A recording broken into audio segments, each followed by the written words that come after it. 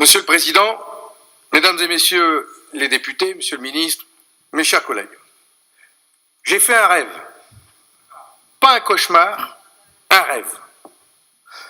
La crise frappait le monde, notre pays, ça, c'est la réalité. Un gouvernement très libéral avait très mal géré la première vague et un nouveau venait d'être nommé.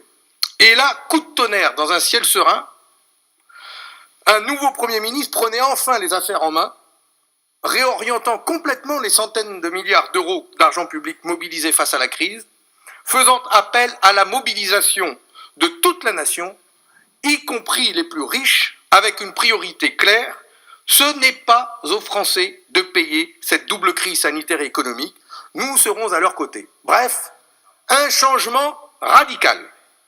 Dans mon rêve, une chaîne publique d'information rendait compte du discours du ministre de l'économie et des finances sur son plan de relance. C'était pas vous, monsieur Dussopt. Pour la première fois depuis longtemps, j'entendais que des bonnes nouvelles à la radio. Imaginez le changement. Enfin des ondes positives, des éléments de confiance, de l'espoir. Enfin, on se sentait protégé pour du vrai. Imaginez, écoutez ce changement de politique qui me réchauffe encore le cœur.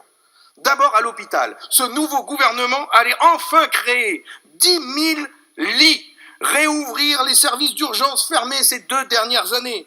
Il décidait de tripler le nombre de lits de réanimation. Tous les élèves infirmiers de 3e année étaient embauchés et affectés dans les hôpitaux et les EHPAD. Les salaires augmentaient de 300 € comme ils le réclament depuis des années. Les masques étaient même mis à disposition gratuitement dans chaque pharmacie via la carte Vitale, suite à une proposition de loi des députés communistes qui avait été votée quelques semaines auparavant. Cerise sur le gâteau, les Parisiens apprenaient que l'hôpital du Val-de-Grâce, fermé depuis 2016, allait être réouvert, permettant ainsi de désengorger les services d'urgence d'Île-de-France. Quel soulagement! Quel changement! Dans ce rêve, le gouvernement du changement décidait de donner des moyens à l'école face aux milliers d'élèves déscolarisés depuis mars dernier. Dans chaque département, des bataillons d'hommes et de femmes étaient mobilisés pour renforcer le soutien scolaire et faire respecter les règles sanitaires. Un gouvernement venait enfin de décider de ne laisser aucun enfant en marge de notre système scolaire. Mais ça allait plus loin. Voilà que les informations titraient sur un revirement total en matière industrielle et de souveraineté. On ne parlait plus de plan de relance, mais de conquête industrielle.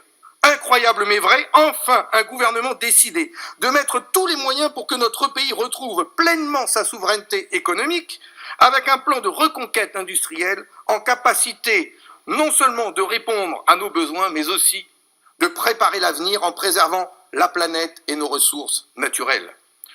Des milliers d'emplois allaient être créés. Des bureaux d'embauche et de formation allaient s'ouvrir dans les grandes villes pour répondre aux besoins de nos services publics, de nos associations, de nos entreprises. Chaque jeune sorti de l'école allait trouver un travail correctement rémunéré. Quelle rupture avec le monde d'avant! Alors que les Français et les salariés avaient peur, jusque-là, de perdre leur emploi, voilà que ce Premier ministre de rêve annonçait que personne ne resterait sur le carreau, que la nation tout entière était solidaire pour de vrai.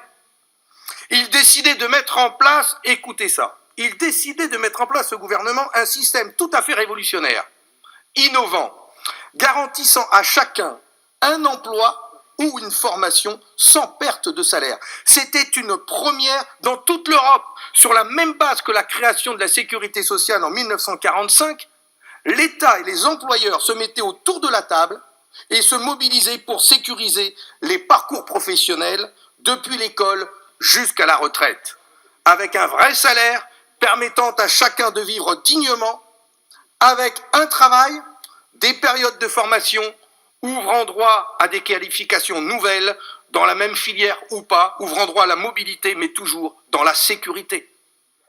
Parallèlement, l'État revalorisait le SMIC, bien sûr, et réduisait le temps de travail avec un objectif simple que tout le monde comprend, que l'on travaille moins, que l'on travaille tous et que l'on travaille mieux. Vous imaginez le changement de société. C'est pas fini. Dans cette logique de reconquête, il décidait aussi de mobiliser les grands groupes, où il est actionnaire, et d'entrer au capital d'autres groupes pour fixer de nouvelles stratégies. visant à relocaliser nos productions, ouvrir des usines, créer des emplois. Renault, Airbus, Sanofi, Alstom, Air France, Safran, Thales étaient mobilisés, mais aussi Nokia, General Electric, Vallourec. À Bridgestone, Béthune, l'État empêchait les licenciements annoncés et la fermeture de l'usine. L'État stratège allait enfin mettre fin au diktat des conseils d'administration qui s'amusent à mettre les salariés en concurrence avec les salariés français en concurrence avec ceux de l'Union européenne. Imaginez pour les salariés le soulagement. Pour ceux de Béthune, le cauchemar pour le coup prenait fin. Pour tous ces hommes et ces femmes, fini les angoisses du chômage, des prêts à rembourser, des études des enfants à payer. Dans la foulée de ces belles annonces, un pôle public du médicament a été créé, avec Sanofi, bien sûr, garantissant notre approvisionnement en médicaments et protégeant des sites comme Famarlion, Luxfer ou encore le laboratoire LFB menacé. Mais dans ce rêve, les bonnes nouvelles ne s'arrêtaient pas là. Monsieur le ministre, écoutez celle-là. Qu'est-ce que j'apprends? Que ce nouvel gouvernement avait enfin décidé de s'attaquer vraiment aux paradis fiscaux. Et il venait de nommer Éric Bocquet, sénateur communiste, incorruptible devant l'éternel et la finance, nouveau ministre pour la lutte contre l'évasion fiscale. Cette décision inédite dans la Ve République intervenait après un nouveau scandale, celui d'un fonds de pension américain, le groupe Apollo, propriétaire de nombreuses entreprises, mais du groupe Veralia, producteur de verre, qui aurait transféré aux îles Caïmans, en fin décembre de l'année dernière, 1,5 milliard d'euros via le Luxembourg. Je vous ai saisi sur ce dossier, monsieur le ministre. Je rappelle que ce groupe a annoncé 198 licenciements, la fermeture d'un four à Cognac et en même temps le versement de 100 millions d'euros de dividendes aux actionnaires. Eh bien, voyez-vous, dans mon rêve, les salariés étaient enfin respectés et l'État aussi. Enfin, un gouvernement écoutait les salariés et interdisait le PSE. Désormais, tout transfert de fonds vers les paradis fiscaux était interdit. Quelle rupture avec l'ancien monde. Et puis, sur la transition écologique, ce gouvernement de rêve passait enfin aux actes, avec des objectifs clairs et ambitieux et des dizaines de milliers d'emplois à la clé. Un plan de formation et de recrutement était lancé pour atteindre le bon rythme de rénovation thermique des logements, c'est-à-dire 700 000 logements par an jusqu'en 2040. C'est ça l'objectif. Dans l'énergie, l'eau et le traitement des déchets, l'État reprenait la main après le camouflet imposé par Engie. S'appuyant sur ses fleurons industriels, il décidait de créer un grand pôle public autour d'Engie, du CEA, d'EDF, de Suez, plutôt que de laisser ces entreprises passer sous capitaux privés. On s'attaquait au mode de production pour relocaliser le travail, arrêter d'exploiter les hommes et les ressources naturelles. L'agriculture et les modes de transport doux allaient enfin bénéficier d'un vrai soutien et les transports allaient même devenir gratuits dans les agglomérations du pays. Pour finir, et c'est là un tournant par rapport à ces dernières années, l'État allait stopper toutes les exonérations d'impôts en faveur des plus riches pour les mettre enfin à contribution, tout simplement. Fini les cadeaux aux premiers de cordée, aux 0,1% les plus riches qui s'étaient enrichis ces derniers mois et ces dernières années. Les gros allaient enfin payer gros et les petits allaient payer petits. Vous imaginez que je n'en croyais pas mes oreilles, au point que je me suis dit c'est pas possible, je rêve. C'est le socialisme à la française. Bon, effectivement, je rêvais, mais je tenais à travers cela à vous faire part de ce que nous ferions, nous, les communistes, face à cette situation. Et il y a urgence à rompre avec vos choix au service de la finance. Non seulement il n'y a aucune rupture, aucune remise en cause, mais au contraire, on retrouve dans votre budget tous les ingrédients d'une politique toujours plus au service des plus riches. Pourquoi poursuivez-vous cette trajectoire néfaste de cadeaux aux plus riches, de cadeaux aux grandes entreprises, creusant chaque année un peu plus les déficits du budget de l'État? Que les TPE et les PME soient aidés. Que nous financions du chômage partiel, d'accord. Et encore, il faudrait faire plus pour nos PME, nos TPE et les libérer des charges financières, compenser à 100% leur perte de chiffre d'affaires. Mais pourquoi maintenir tous ces allégements d'impôts à ces multinationales qui ont accumulé tellement de richesses ces dernières années? Et en plus, vous ne leur demandez rien en retour. Zéro. Vous décidez encore une fois de maintenir le cadeau de la suppression de l'impôt de solidarité sur la fortune, de la flat tax, et vous refusez de taxer leurs bénéfices à la source pour éviter l'évasion fiscale comme nous le proposons. Cette année, vous poursuivez la baisse du taux de l'imposition sur les bénéfices des grandes multinationales et des grandes entreprises. C'est toujours la même trajectoire. Et là, vous ajoutez à votre tableau de chasse la baisse des impôts dits de production. Dites la vérité là-dessus. Votre gouvernement nous a envoyé les chiffres, on les a eus ce matin. Ils montrent que sur les 10 milliards d'euros de cadeaux fiscaux de plus par an, 6,6 seront captés par les plus grandes boîtes. Encore une fois, les petites boîtes qui devraient être plus aidées n'auront que les miettes. Sans parler des communes et des agglos qui perdent de ces recettes et que vous placez encore plus sous tutelle. Oui, contrairement à vos discours sur l'importance des territoires, vous continuez à vous les priver d'autonomie. Cette année, en raison de la pandémie, les collectivités, dont les communes, devraient enregistrer des pertes financières de l'ordre de 7,2 milliards, seulement compensées à hauteur de 4,2. Vous prévoyez de baisser la dotation globale de fonctionnement en refusant d'y intégrer les effets de l'inflation et l'augmentation des populations. Notre pays a pourtant un impérieux besoin des communes, premier levier de l'investissement public, pour participer pleinement au plan de relance. Ce n'est pas le moment de leur couper les ailes.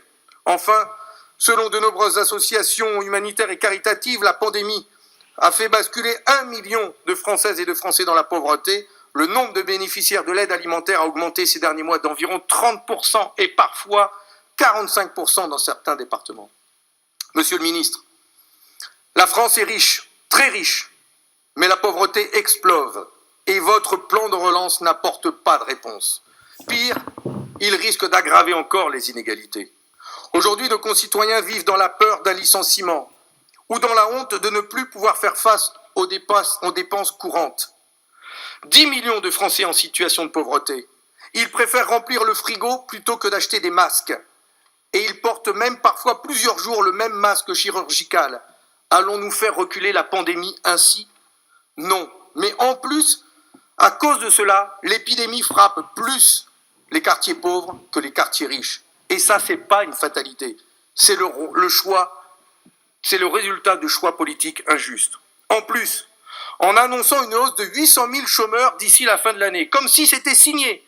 Vous donnez en quelque sorte un permis de licencier en masse, je vous assure, c'est le message qui passe. Comment voulez-vous que des groupes comme Bridgestone l'interprètent, monsieur le ministre? Ils se lâchent.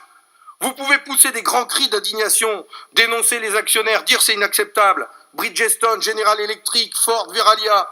Mais vous faites peur à personne avec vos mots. Ils se moquent de vous. Si vous n'êtes pas capable d'empêcher les délocalisations annoncées, avec la cohorte de camions qui vont importer demain ces produits dans notre pays, à quoi servez-vous? À quoi sert votre plan de relance? J'aimerais tellement que vous annonciez ici, monsieur le ministre, que l'État empêchera la fermeture de Bridgestone Béthune.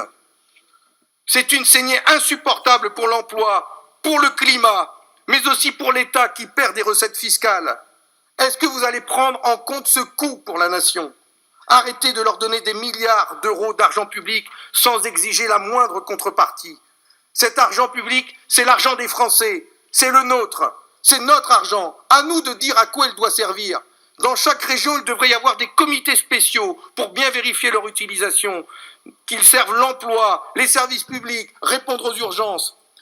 D'ailleurs, vous savez nous dire, monsieur le ministre, que c'est notre argent quand il faudra le rembourser au titre de la dette. Mais en attendant, non seulement on n'a pas la main sur les 570 milliards d'euros d'argent public mis sur la table, mais en plus, on devra accepter de voir passer les trains de licenciement.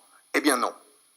Les Français attendent autre chose de leur gouvernement, ils veulent des actes, une stratégie, une fermeté de l'État pour reprendre la main sur son économie. Et ça, ce n'est pas un rêve, c'est un espoir qui se lève.